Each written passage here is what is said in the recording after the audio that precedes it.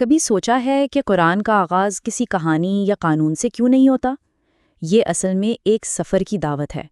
آئیے آج ہم حافظ اکرام الحق ربانی کے خلاصے کی روشنی میں قرآن کے پہلے پارے کے بنیادی موضوعات پر ایک نظر ڈالتے ہیں، جو دراصل پوری کتاب کی بنیاد ہے۔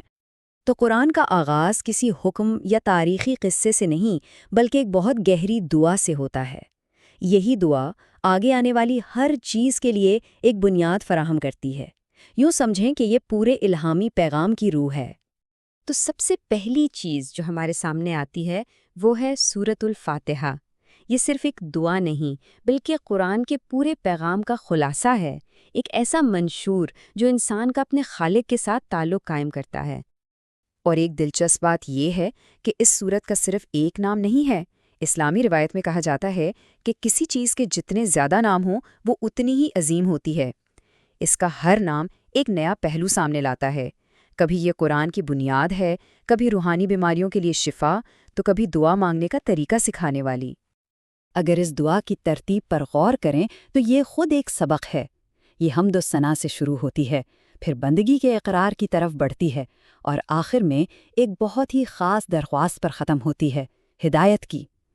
تو یہ صرف دعا نہیں، یہ دعا مانگنے کا سلیقہ بھی سکھاتی ہے۔ اور یہ بات یہاں اور واضح ہو جاتی ہے کہ الفاتحہ صرف ہماری طرف سے ایک درخواست نہیں، بلکہ یہ ایک مکالمہ ہے۔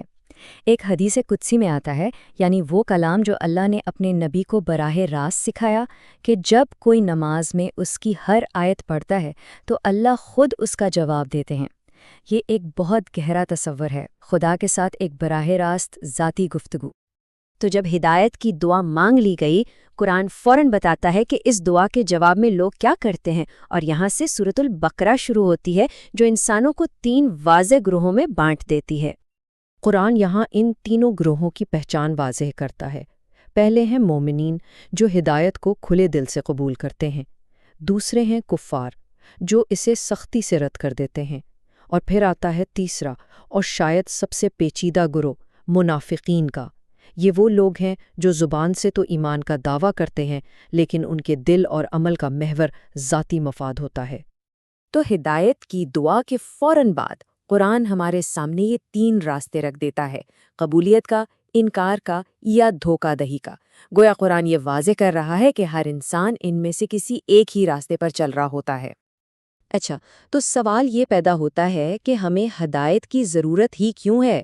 اس کا جواب ہمیں انسانیت کی بالکل ابتدا کی کہانی میں ملتا ہے، جو زمین پر ہماری آزمائش کا پس منظر بیان کرتی ہے۔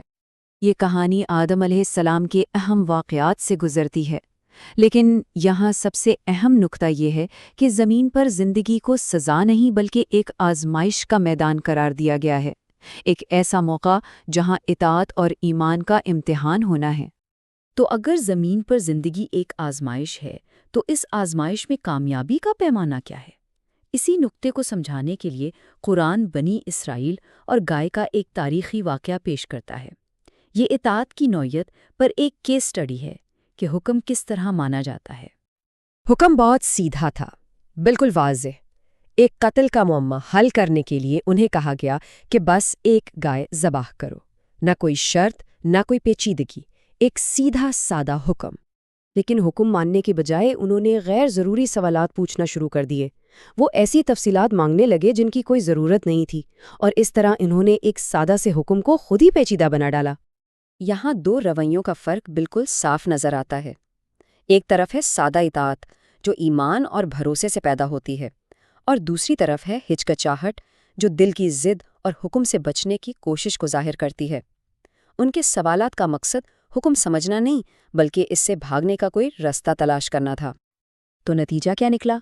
یہ واقعہ الہی احکامات پر بحث کرنے اور ان میں ہیلے بہانے تلاش کرنے کے خطرات کے بارے میں ایک سبق آموز کہانی بن گیا۔ ان کی یہی ہٹ درمی بالآخر ان کے زوال کی وجہ بنی۔ تو جب ہم ان سب ٹکڑوں کو جوڑتے ہیں تو پہلے پارے کی ایک پوری تصویر ہمارے سامنے آ جاتی ہے۔ اس میں دعا ہے، اس پر لوگوں کا رد عمل ہے، اس کی ضرورت کا پس منظر ہے، اور اطاعت کی اہمیت پر ایک عملی سبق بھی ہے۔ یہ سب کچھ ہدایت کے ایک مرکزی خیال کے گرد گھومتا ہے۔ اور یہ ہمیں ایک گہرے سوال پر چھوڑ جاتا ہے۔ قرآن نے ہدایت کی دعا سکھائی اور آگے کے راستوں کا نقشہ بھی دکھا دیا۔ اب حتمی ذمہ داری ہر فرد پر ہے۔ قبولیت، انکار یا دھوکہ دہی، آخر کون سا راستہ چننا ہے؟